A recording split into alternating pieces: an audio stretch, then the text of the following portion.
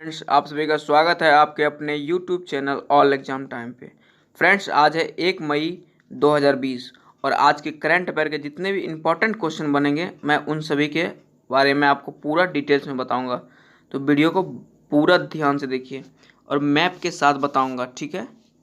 तो चलिए video start करते हैं। क्वेश्चन है हाल ही में NTPC ने कहां पर हाइड्रोजन कार और बस चलाने के लिए एक परियोजना का शुभ आरंभ किया है। तो इसका सही आंसर हो जाएगा ऑप्शन नंबर सी, यानी कि नई दिल्ली और लेह दोनों में ये हाइड्रोजन कार और बस चलाने के लिए एक परियोजना का शुभारंभ किया है, ठीक है। तो ये क्यों हाइड्रोजन से कार और बस चलाएगा? तो इसके चलाने के बाद फ्रेंड्स ये वायु प्रदूषण बहुत कम होगा, ठीक है। तो ये अभी NTPC ने लागू किया है परियोजना। अब बात आया है NTPC के, तो NTPC के बारे में जान लेते हैं। NTPC का फुल फॉर्म होता है national thermal power corporation limited. क्या होता है? National thermal power corporation limited. अगर हिंदी में बात करेंगे तो राष्ट्रीय ताप विद्युत निगम लिमिटेड, ठीक है। इसकी स्थापना 7 नवंबर 1975 ईस्वी को हुआ था। 7 नवंबर 1975 ईस्वी को इसकी स्थापना हुआ था और इसका मुख्यालय नई दिल्ली में स्थित है, ठीक है। और वर्तमान में इसके चेयरमैन यानी MD कौन है? गुरदीप सिंह, ठीक है। चलिए नेक्स्ट क्वेश्चन की बात करते हैं। हाल ही में इरफान खान का निधन हो गया है और उनका संबंध किस क्षेत्र से था? तो सही आंसर हो जाएगा इसका ऑप्शन नंबर डी। ये एक अभिनेता थे, ठीक है। और आपको याद रखना है इससे कि इनको जो है 2011 में पद्म श्री से सम्मानित किया गया था, ठीक है। और इनका एक और है इम्पोर्टेंट फैक्ट कि इनका लास्ट पिक्चर कौन सा था। तो आपको याद रखना है इसका लास्ट पिक्चर जो था इंग्लिश मीडियम था, ठीक है। ये याद रखना है। चलिए नेक्स्ट क्वेश्चन की बात करते हैं। हाल ही में किस बैंक ने मैक्स लाइफ इंश्योरेंस में 29% हिस्सेदारी खरीदने की घोषणा की है? तो इसका सही आंसर हो जाएगा option number C, Axis bank. Friends, आपको याद रखना है एक्सिस बैंक ने भी मैक्स लाइफ इंश्योरेंस कंपनी की 29% हिस्सेदारी खरीदने की घोषणा की है, ठीक है। अब बात आया है एक्सिस बैंक की, तो एक्सिस बैंक के बारे में जान लेते हैं। एक्सिस बैंक की स्थापना 1993 ईस्वी में हुआ था और इसका मुख्यालय जो है मुंबई में स्थित है, ठीक है। नेक्स्ट क्वेश्चन है किस राज्य सरकार ने YSR जगन्ना विद्या दीवाना योजना की शुरुआत की है? किस राज्य सरकार ने YSR जगन्ना विद्या दिवेना योजना की शुरुआत की है? तो इसका सही आंसर हो जाएगा option number D, Andhra Pradesh. Friends, आपको याद रखना है आंध्र प्रदेश ने भी ये योजना लागू किया है। आपने एक बात को आप नोटिस किए होंगे कि जहाँ भी YSR किसी भी योजना के अंतर्गत आगे में अगर YSR लगा रहे तो आपको सीधा आंध्र प्रदेश के और टिक करना है। अब इस योजना की क्या है, मतलब कि मोटो क्या है, इसका क्या है फैक्ट, ये क्यों लागू किया गया? तो इस योजना के अंतर्गत जितने भी गरीब छात्र हैं जिनको कि पढ़ाई से मतलब वो पढ़ाई पूरी नहीं कर पा रहे हैं, उनको ये सरकार जो है 15 से 20 हज़ार रुपया उनको स्कॉलरशिप की तरह ही एक राशि आवंटित किए जाए, उनको राशि जो है प्रदान करेगी, ठीक है।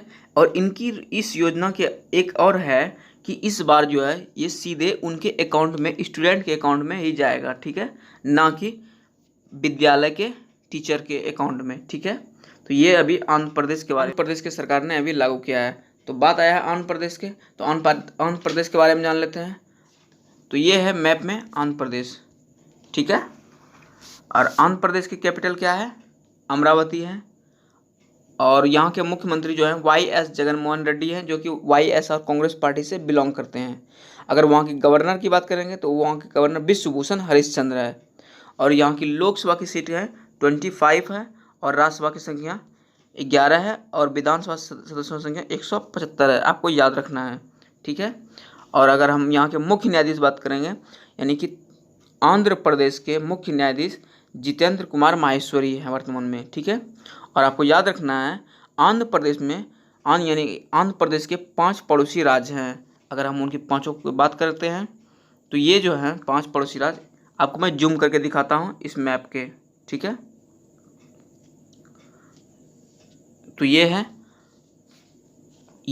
एक उड़ीसा है इधर, उसके बगल में छत्तीसगढ़ है, और उसके बगल में यहाँ कर्नाटक है, और ये तेलंगाना आ जाता है, और बगल में जो नीचे ये तमिलनाडु आता है, ठीक है। उड़ीसा है, छत्तीसगढ़ है, तेलंगाना है, कर्नाटक है, और ये तमिलनाडु, ये पड़ोसी राज्य हैं, ठीक है। और यहाँ के कुछ झील हैं जो कि इम्पोर्टेंट हैं, कोलेरू झील भी और पुलिकट झील, ये सभी आंध्र प्रदेश में स्थित हैं। और एक और इम्पोर्टेंट बात है कि नागार्जुन सागर जो है, जो कि कृष्णा नदी के किनारे स्थित है, कृष्णा नदी पर स्थित है, ये भी आंध्र प्रदेश में है, ठीक है। और यहाँ से एक स्पेस सेंटर भी है श्रीहरिकोटा में, सतीश धवन स्पेस सेंटर, जो कि ये भी यहीं स्थित है। चलिए नेक्स्ट क्वेश्चन की बात करते हैं।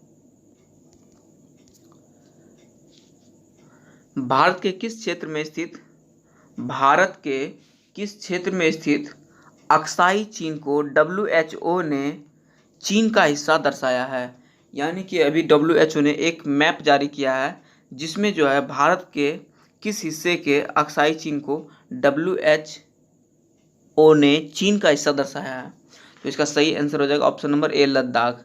लद्दाख का एक हिस्सा है अक्साई चीन, ठीक है। लद्दाख का एक हिस्सा है अक्साई चीन, जो कि अभी WHO ने मैप जारी करके वो चीन का हिस्सा बताया है। तो चलिए इसको हम डिटेल्स में बताते हैं मैप के जरिए। ये देखिए, ये है भारत का मैप, आपको दिख रहा है। चलिए मैं जूम करके आपको दिखाते हैं। ये यहाँ पे ये देखिए, ये है भारत का मैप, और यहाँ पे ये लद्दाख का जो क्षेत्र है, इधर लद्दाख का, ये देखिए WHO क्या बताया है कि ये इनका जो, यानी कि ये जो यहाँ का इंडिया का पार्ट था, वो एक ये अलग कलर का दिखा दिया, चाइना का कलर का दिखा दिया, यानी कि ये बीच में डिवाइड करके ये लद्दाख का जो क्षेत्र था वो अब चाइना का क्षेत्र बता दिया है। ऐसा WHO ने क्यों किया है, इसका रीज़न क्या है? तो आपको याद रखना है कि ऐसा माना जाता है कि ये WHO जो है, WHO के अध्यक्ष जो है वर्तमान में, WHO के जो अध्यक्ष हैं वो कौन है? Tedros Adhanom. इसको जो है अभी वहाँ तक अध्यक्ष तक पहुँचाने के लिए ये चाइना फुल सपोर्ट किया है, इसी वजह से वो उसके पक्षपाती करता है, ठीक है। क्योंकि देखिए ये पहले जो है ये अक्साई चीन के नाम से, चलिए दूसरा मैं मैप आपको दिखाता हूँ, उसमें क्लियर आपका हो जाएगा। ये देखिए, ये है अक्साई चीन, ये आपको दिख रहा है, यही है अक्साई चीन। इन्हीं को अभी चाइना में सटा दिया गया है, ठीक है। ये देखिए इधर से POK हो गया, पाक अधिकृत कश्मीर, ये जो अलग कलर का दिख रहा है, और ये है। जबकि और एक बात और इसमें, ये देखिए इस मैप में